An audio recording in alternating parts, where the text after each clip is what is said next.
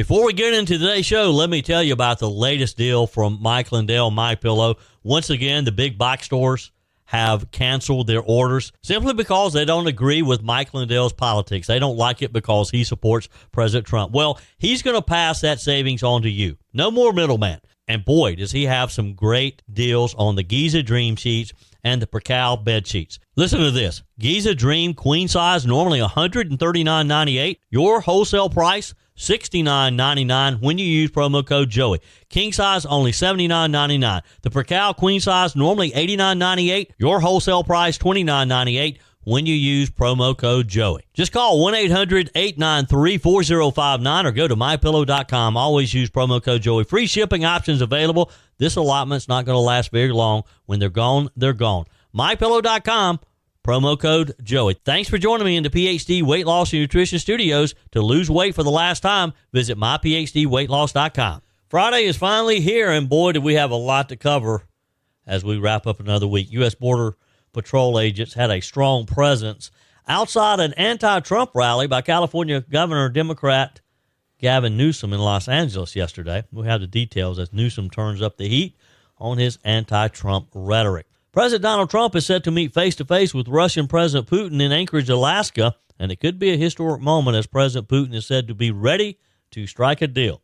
The video that went viral of the Subway sandwich assault of a federal officer, turns out the attacker was a Department of Justice worker, or maybe I should say former DOJ worker. U.S. Attorney General Pam Bondi just made an unannounced trip to South Carolina's Upstate to meet with law enforcement and other elected officials. What was the topic? We'll get into that in today's show. I told you we'd be back. And ye shall know the truth, and the truth shall make you free. It's Joey Hudson. I wanted to name it the Joey Hudson bill, but, they don't allow you to put names on bills. But I wanted to call it the Joey Hudson bill because I know that one's been near and dear to you for a number of years. That's how it's done. Let your voice be heard. And the truth shall set you free. Here's Joey Hudson. All right, let's talk about what happened in Los Angeles yesterday. And trust me, this one is going to have people on both sides fired up. So Governor Gavin Newsom, California's most outspoken anti-Trump cheerleader, and let's be real, a guy who clearly has his eye on the White House, held a big rally that he called Liberation Day. His mission? To blast Trump, bash Texas Governor Greg Abbott, and roll out his plan to fight Republican redistricting in Texas. Sounds like your usual political theater until the feds show up. And I'm not talking about a couple of plainclothes guys in sunglasses leaning against a wall. We're talking about over a dozen armed, masked Border Patrol agents right outside the rally, cameras rolling the whole 9 yards, and yes, they made at least one arrest right there in plain view of the crowd. People were yelling, phones were out, video, it's already gone viral in some cases. Now, here's the deal. Border Patrol Chief Gregory Bovino didn't exactly shy away from the optics. Fox 11 stuck a mic in front of his face, and here's what he said. What's going on here? How you doing? What happened? We're here making Los Angeles a safer place. Since we won't have politicians that'll do that, we do that ourselves. So that's what we're here today. As you can see, already making it a safer place. We're glad to be here, not going anywhere. And the governor's inside right there. I don't know where he's at. He's about 100 feet behind us. Do you have any comment from him or anything? Again, any message? We're making Los Angeles and California a safer place. We're going to continue to do that, and they can take that one to the bank and cash it. Thank you. Thank you, sir. Not very subtle, right? And Governor Newsom, he got nuclear. His office sent out a statement to all the media, including Fox News, all caps like a teenage rage posting, "We will not be intimidated by weak little Donald Trump, the criminal president." During the rally itself, Newsom's team was blasting on posts on X primarily, claiming, quote, "Trump's private army is illegally on private property. Yes, and with exclamation points." Newsom then got on the stage, and he points out dozens and dozens of ICE agents are outside, he says. He told the crowd that it's no coincidence, said that arrests might be indiscriminate, and warned America to wake up because our streets were being militarized, he said, and due process rights thrown out the window. You think he's a bit dramatic? Now, Here's where we get into the meat of it. If you're on Team Newsom, this looks like political intimidation. Federal agents showing up at your rally to rattle the cages. Now, you heard the guy say he didn't know that Newsom was in the building. We have to take his word for that. Now, if you're on the Trump team, this looks like law enforcement doing its job, arresting someone that they were after and sending a message that sanctuary city status does not mean immunity. The truth? Well, that's going to depend on whether those arrests were tied to legitimate warrants and ongoing investigations, or whether this was time for maximum political impact. And I'll tell you this, in Trump's America, he doesn't mind a little spectacle. In fact, he likes the cameras. He likes the drama. The bigger question, are we okay with law enforcement operations becoming part of the political stage, almost like a stage show? Because if we go down that road, it's going to be used by whoever's in power, red or blue. Now, again, we don't know that's the case. The officer claimed he didn't know that Newsom was in the building. Again, I take his word for that. It does look a little suspicious, though. So here's the question everyone's asking. After that scene outside of Gavin Newsom's rally, can federal law enforcement legally do this? Can Border Patrol or ICE just roll up to a political event, set up shop, and start making arrests? Did they break the law?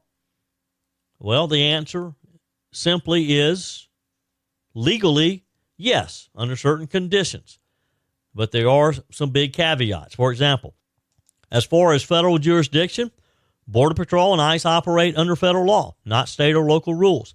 They can arrest people anywhere in the United States if they have probable cause that a person is violating federal immigration laws or other federal crimes. That means if someone at that rally was a target, had an arrest warrant, was flagged in their system, or was suspected of certain crimes, then they can act. They can go in and make the arrest. They don't need the governor's permission. They don't even need to coordinate with local police.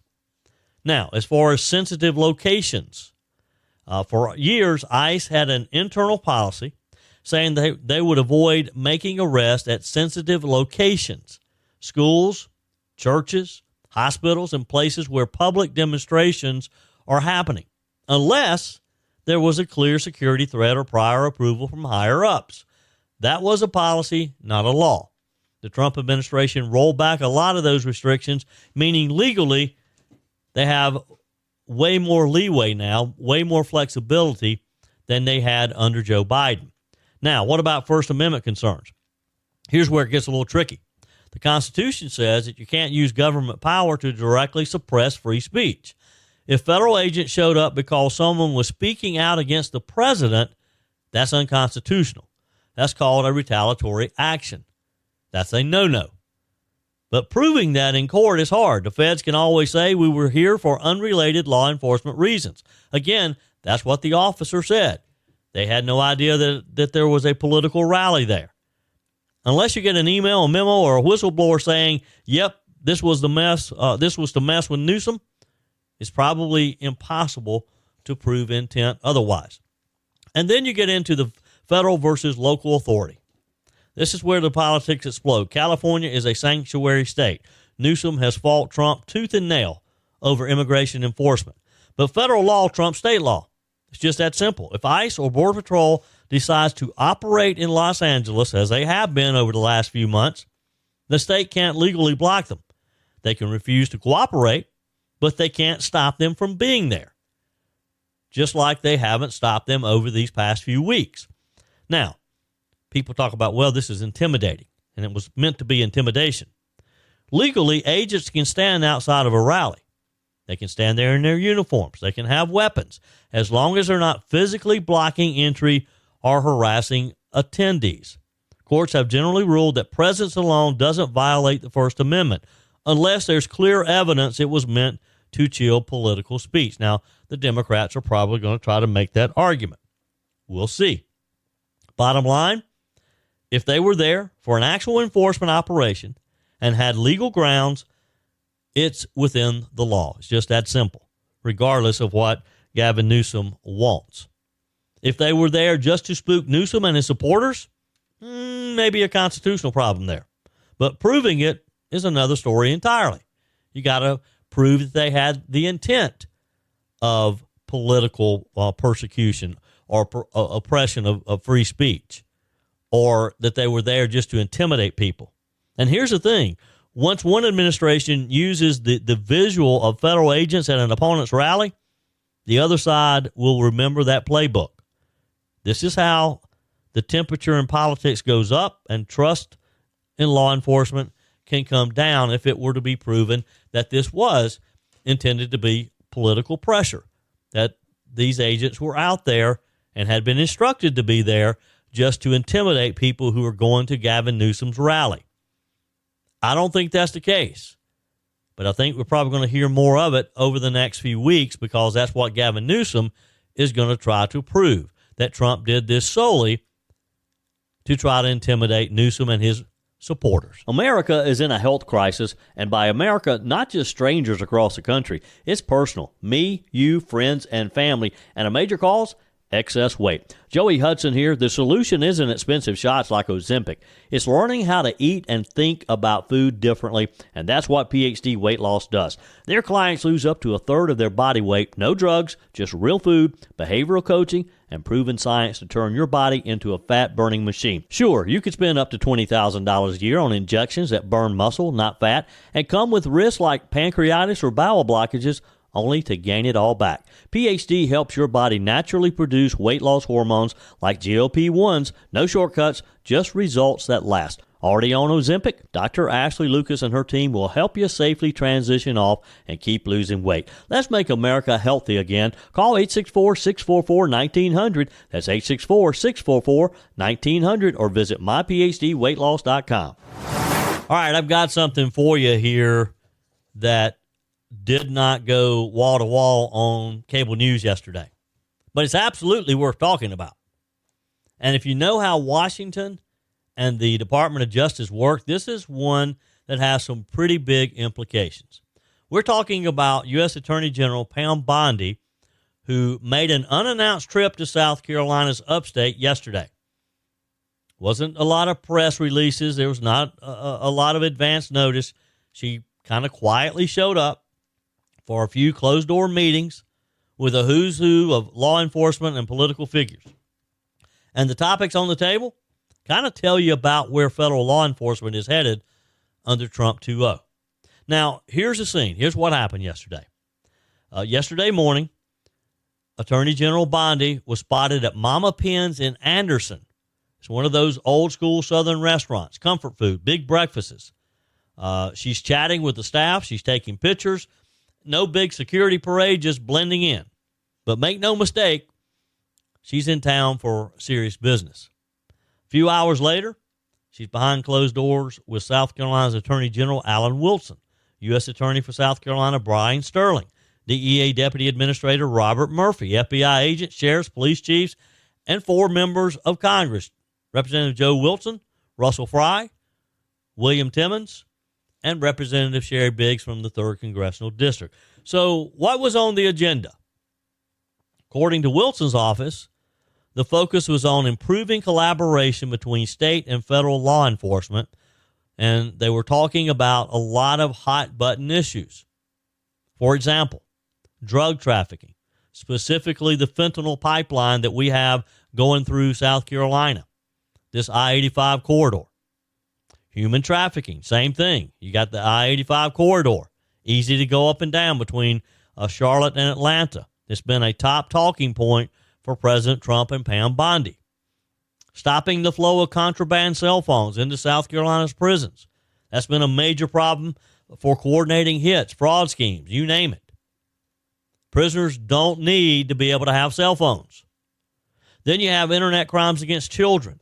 The ICAC task force have been getting more DOJ funding lately and more cooperation. And interestingly, another topic was combating anti-Semitism, according to reports. Now, all of that is on brand for the Trump administration's public safety push. But remember, this meeting wasn't really public. It wasn't necessarily a secret, but they didn't set it up for the public to know that it was taking place. It wasn't a rally. It wasn't even a press conference. This was strategy and networking between the feds, the state attorney general's office, and local law enforcement at its best. And why does that matter? Because Ms. Bondi didn't just show up as attorney general. She's also the woman now running the Washington, D.C. Police Department, courtesy of Trump's emergency federal takeover of law enforcement in the nation's capital last week. Now, that move, as you know, has been setting off some political fireworks in D.C. Mayor Muriel Bowser's calling it an authoritarian push. President Trump saying it's necessary to crush violent crime in the Capitol, and he's got hundreds of National Guard troops, FBI, DEA, ATF, all sweeping into the city under federal control. And who's at the top of that chain? Attorney General Pam Bondi. So while that's unfolding in the Capitol, she's down here in the South, in the Palmetto State, talking about federal-state coordination on law enforcement priorities. Are you kind of starting to see the bigger picture here? I mean, let's talk about the timing and the relationships involved. Ms. Bondi and Alan Wilson go way back. Both were in the Republican Attorneys General Association together for years. They've both been up to D.C. recently for private meetings with Trump at DOJ headquarters, and this isn't the first time that President Trump's AG has done quiet state visits. You may recall in the first term, Jeff Sessions flew into North Charleston for a closed-door talk with Senator Tim Scott about the Charlottesville riots and the Charleston church shooting. These are the kinds of meetings where real coordination happens, not the press-friendly ribbon cuttings, but the strategy huddles.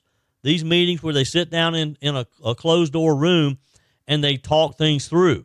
The ones where the feds say, here's what we need from you on immigration enforcement, or here's grant money if you prioritize this crime category.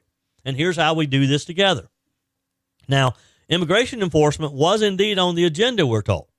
Not surprising, given Trump's been ramping up deportations, reactivating local ICE partnerships, and, according to Border Patrol, moving more agents into interior enforcement roles in cities like L.A. and Chicago. The South Carolina sheriffs in that room yesterday are exactly the people who would be tapped for 287G agreements to deputize local officers for immigration duties. And let's not skip over the anti-Semitism piece. Again, these are reports. Bondi's DOJ has been vocal about cracking down on hate crimes, especially with rising tensions over pro-Palestinian and pro-Israel protests in major cities. South Carolina's got a strong evangelical base, a big military community, and a Republican leadership that's very much in sync with the administration on this issue. So, what this is all added up to be? Well, I'll tell you what I think. This is pure speculation. This was as much about building the political law enforcement alliance as it was about crime stats.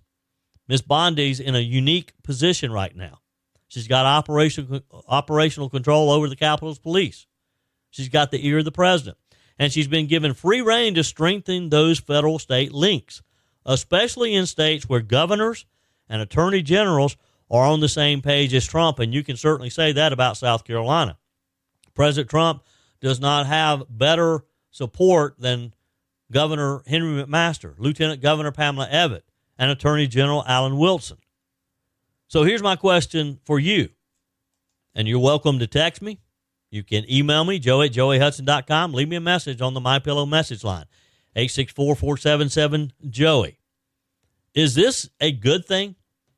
Should the federal government be actively weaving itself deeper into state and local policing when the politics align?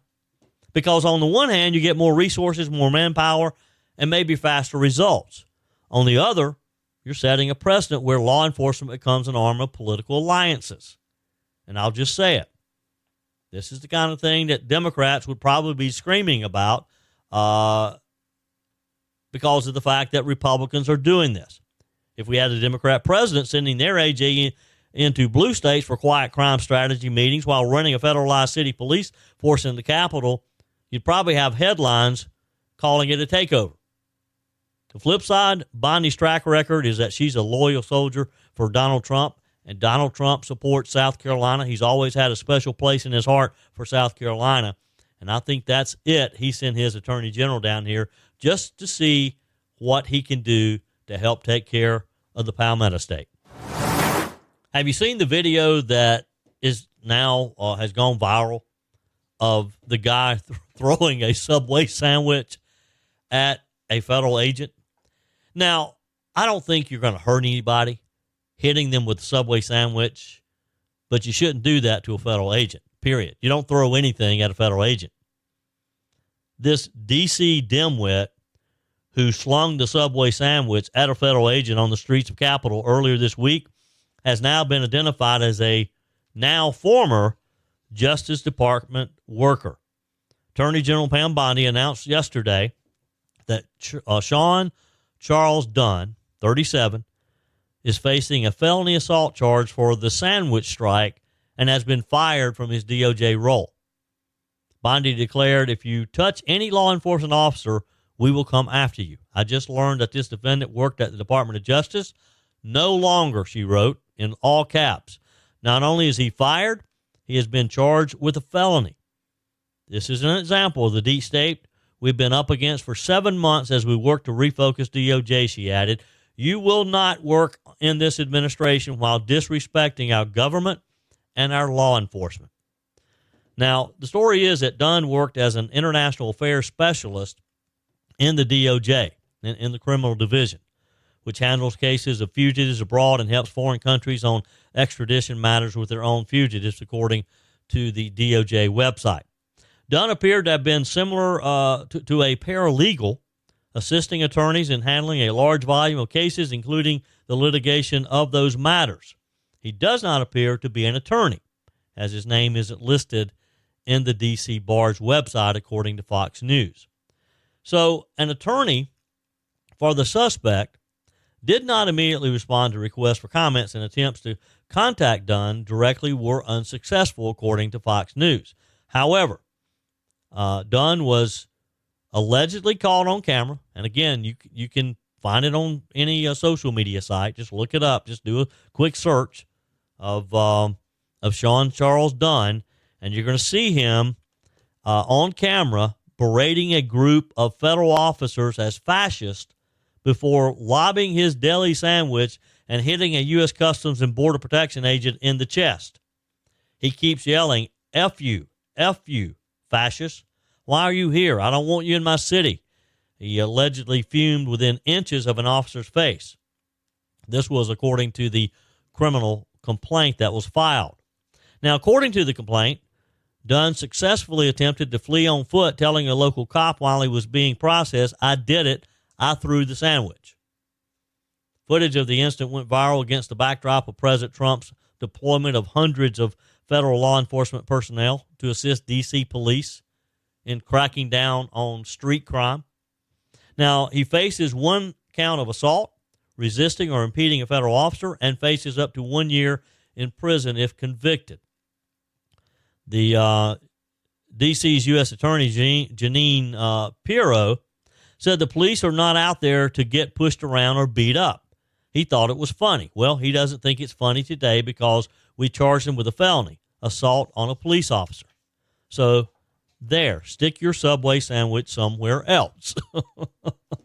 Now, you'll recall on Monday, and we've talked about this quite a bit this week, President Trump federalized the D.C. Metropolitan Police Department for a 30-day period, and he activated National Guard to patrol the district streets. Since then, hundreds of federal officials have arrested more than 100 suspects, with 23 collared on Monday, 43 on Tuesday, 45 on Wednesday. I don't have the final number from yesterday yet. Trump's crackdown comes after former Department of Government Efficiency employee Edward Coristan, a.k.a. Big Balls, was beaten up while intervening to prevent a carjacking last week. Now, folks, picture this. Washington, D.C. is basically under federal control right now. Hundreds of National Guard troops, FBI, DEA, ATF, the whole alphabet soup of law enforcement swarming the nation's capital. Why? Because President Trump invoked the Home Rule Act to federalize the Metropolitan Police Department. Again, just for 30 days, what he called a breakdown of law and order because of the gangs, the violent juveniles, and a spike in the lethality of crime. And guess what? This isn't just political theater. The numbers are pretty ugly when you look at it.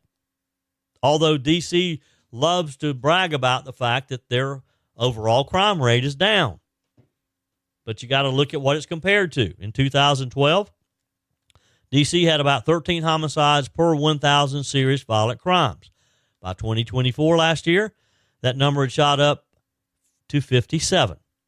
That's a 341% jump in lethality. So, yes, overall crime rates may be down from the chaos of 2020, but the crimes that do happen, they're more deadly than ever, and that can be serious. And it's not just throwing Subway sandwiches at an officer. Now, here's the kicker. While all this is going down, the crackdown, the raise, the arrest, guess where Mayor Muriel Bowser is? She decided to take a little weekend trip, a long weekend to Martha's Vineyard. She left yesterday for what her office calls a family commitment and to pick up her daughter. Now, I'm not saying that mayors can't have personal lives. They can. I get that. But when your city is under a rare federal takeover and National Guard checkpoints are going up in neighborhoods, maybe a trip to the vineyard isn't the best optics right now. Maybe you should stay home and do the business you're elected to do. Ms. Bowser's response to Trump's move, she's calling it an intrusion on our autonomy, an authoritarian push, and telling residents to protect home rule by electing a Democrat House. So you've got the president saying we're taking control to stop the bloodshed, and the mayor saying this is a political coup against D.C. self-governance. Meanwhile, over 100 arrests have already been made in just a few days. So evidently, there was a need there. So here's what's wild. This isn't technically unprecedented. The Home Rule Act allows the president to assume emergency control of D.C.'s police, but it's rarely used. And when it is, it's usually for things like massive protests, riots, or security crisis. Using it as part of a sustained crime crackdown, that's kind of new territory. But the bottom line is, we're watching a live test case of federal versus local control in the capital of the United States. And depending on how this plays out, it's going to set a precedent future presidents could absolutely use, maybe against cities that they aren't doing enough to control crime, maybe even for political reasons. Now, the question is, are we looking at a bold, necessary intervention or the start of something way more dangerous for local autonomy? Time will tell. One other quick thing in the global headlines that's making waves today, of course, President Donald Trump set to meet face-to-face with Russian President Putin in Anchorage, Alaska. It could be a historic moment on par with the Reagan-Gorbachev meeting. I wish they had just waited another day or so. I'm headed to Alaska myself later today for our Patriots Alaskan cruise with Mike Gallagher and Larry Elder. It's going to be a fun time. I have several hundred listeners joining us. So here's the real deal, though. Mr. Putin is signaling that he may be ready to strike a nuclear deal with the U.S. After 3 years of bloodshed in Ukraine and rising global tensions, Putin is now praising the U.S. for what he called sincere efforts to end the war and reach what he calls agreements of interest to all parties. Could Donald Trump put together a deal? Do you think that's possible? And let's not forget, folks, Russia and the U.S. still hold the largest nuclear arsenals on the planet. And the New START Treaty, the last big nuclear deal between the two powers, is set to expire in February. So that's why this summit isn't just about Ukraine. It's about global stability. It's about stopping the next Cold War before it has a chance to start. It's very important. Now, in classic Trump fashion, the president isn't playing around. He made it clear. Either Putin gets serious about peace or there will be very severe consequences. And that's a quote. Very severe consequences. Now, no word yet on what that means. But if history is any guide, Trump doesn't bluff. He doesn't just talk. He's ready to go into action. But here's where some of the tension is. While President Trump is trying to broker peace, Ukrainian President Zelensky is sounding the alarm. He says there's no sign Putin is serious about ending the war. And folks, if anyone knows what Putin is capable of, it's certainly Mr. Zelensky. Meanwhile, Zelensky is on a whirlwind tour across Europe trying to rally support from UK Prime Minister, the German Chancellor, and French President Macron. Even Vice President J.D. Vance and General Keith Kellogg are getting in on the action, representing Trump's team at a global summit of Ukraine's allies. This could be a big weekend if peace is about to happen between these two countries. So we'll be watching it very closely. Your comments are welcome on the Furman Ford text line, 864-477-JOEY. That's 864-477-5639. Emails always welcome, joey@joeyhudson.com. Speaking of the Furman Ford text line, it's never been more important to support locally run businesses owned by people who actually live here in the Upstate. Let me take a minute to talk with you about our friends at Furman Ford. If you're looking for a new vehicle, maybe a great pre-owned vehicle, one you can trust, or maybe you're looking to order that special vehicle. Either way, if you want a new one, a brand new one, or a pre-owned that you can trust, the folks at Furman Ford, they're there to help you. Their name is on the sign because their name is on the line, because every single transaction is important to them. Jim Furman, Matthew Furman. They do business the right way. When you stop by, when you give them a call, or maybe when you just send them a quick email, you're always going to have access to a member of the Furman Ford family. And by the way, they also offer great service, and you're not going to have to wait weeks and weeks to get it done. And you do not have had to purchase your vehicle at Furman Ford. Doesn't even have to be a Ford. They service all makes and models. Visit my friends at Furman Ford online at furmanford.com, furmanford.com. Joining us on our guest line, Lieutenant Governor Pamela Abbott. Welcome. How are you? I'm doing great, Joey. I'm a little sad. I'm a little sad because I took my baby and I left him, and I didn't think my heart would break so much. I really didn't. I mean, I thought it's going to be hard, and I've gone through this before, but this time was different. Yeah. And it was. I'm just trying to snap myself out of it today because I'm back. Yesterday I was on mom duty all day, didn't take any calls, didn't do anything, and I was just there for Jackson, and today I got to be lieutenant governor again, so I've got to shake out of it, right? Yep. So Jackson is officially a Clemson Tiger now, down at Clemson on the campus, and what a great new journey for him. But yeah, I get it. It's tough for mom and dad to leave them alone. But I'm sure there'll be a lot of FaceTiming and phone calls and texting, and so. I know. And like David kept telling me, he's literally 40 minutes away. When he went to St. Joe's, he drove that every day to school. He's only 40 minutes away. But for all you moms out there, I'm feeling it, and I'm keeping all of you in my prayers. So please keep me in yours, because I'm with you. This is going to be a rough next week or two as we get to our new normal. Yeah. Well, it'll be a fun time for all of you, as you'll be going to some Clemson football games and that type of thing. So it will be fun. All right. So politics. Tuesday, a federal court ordered the Berkeley County School District to allow a transgender student to use the bathroom that aligns with his gender identity. The student, known in court documents as John Doe, sued local and state school officials back in November after being punished for using the boys' bathroom in a Berkeley County school. Will the state appeal this, do you think? And are we still going to have to deal with this type of insanity? I mean, I thought this was behind us, but I guess not. No, we're going to have to. We got to jump on it.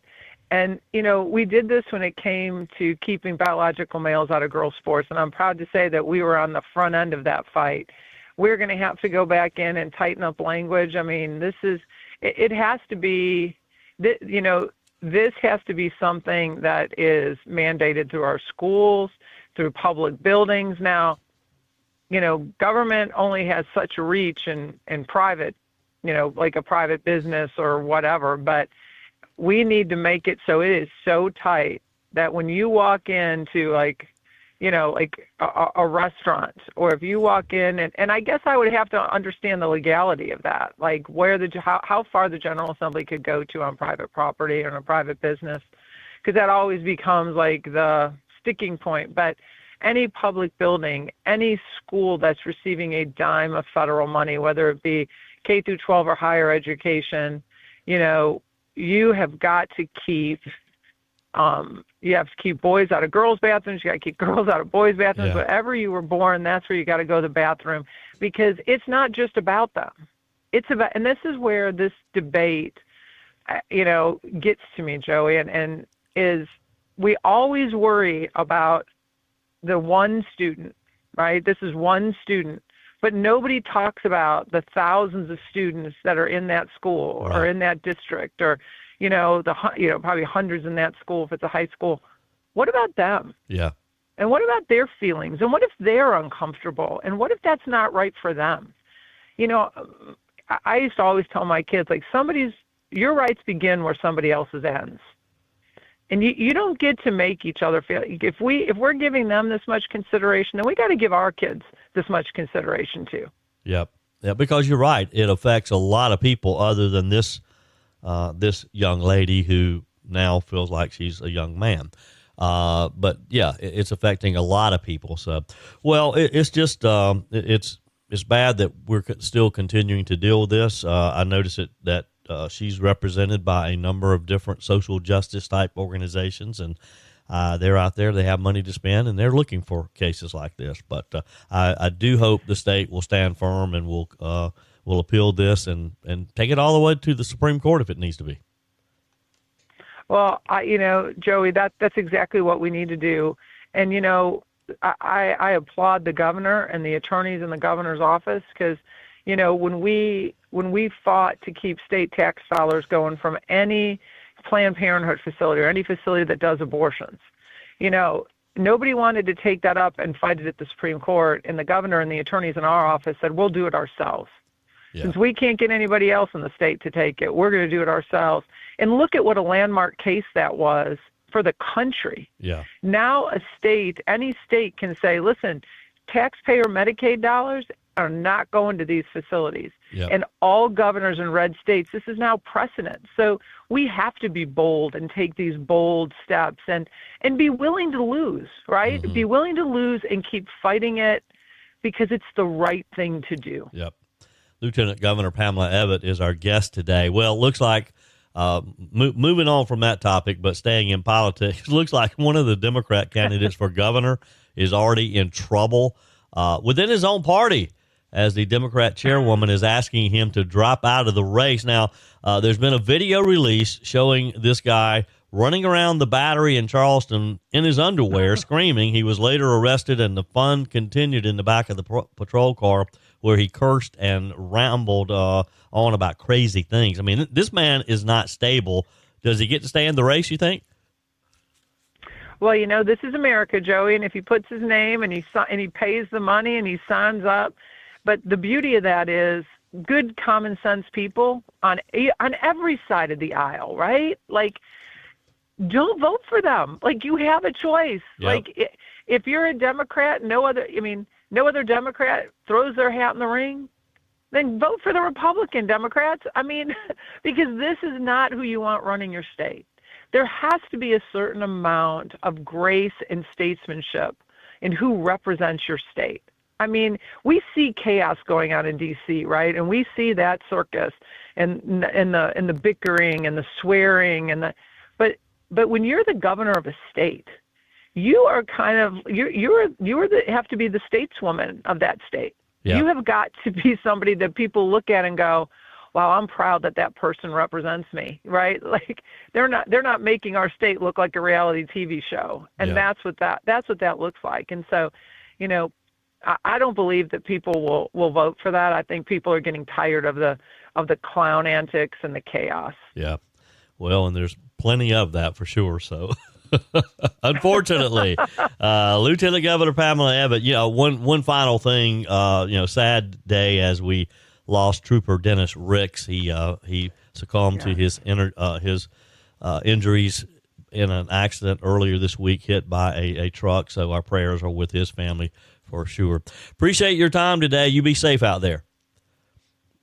Thank you, Joey. God bless. And everybody, please keep that trooper's family in your prayers. I mean, I talked about how sad I feel today leaving, Jackson away at college and knowing I can see him anytime I want. imagine the loss and the heavy hearts his family holds today. So please, everybody, hold them up in prayer. Absolutely. Have a great day. Have a good day, Joe. That's it for today's edition of Just the Truth. Thanks for joining me in the PhD Weight Loss Studios. To lose weight for the last time, visit myphdweightloss.com. If you haven't joined my mailing list yet, visit my website, joeyhudson.com. Click on the Connect with Joey button so that you can receive our emails and the most up-to-date news. Also, join me on my YouTube channel. Be sure and like, comment, and subscribe. Just search for Joey Hudson. As always, thanks for spending a few minutes of your day with me. Do me a favor and forward this episode to a few friends. Just click on the share button and send to your contacts. We need to build an army of conservatives to win our country back, and we can do that by continuing to share the truth with our friends and family. Keep those comments coming via the Furman Ford text line, 864-477-JOEY. Email to joey@joeyhudson.com, and I love your messages on the MyPillow message line. Again, that's 864-477-JOEY, 864-477-5639. Be sure and take advantage of the MyPillow special, just $14.88 on the standard MyPillows when you use promo code Joey. Order online at mypillow.com or call 800-893-4053. We're back again tomorrow and hope you'll plan to join us. Until then, remember, God's got this. He's still in control.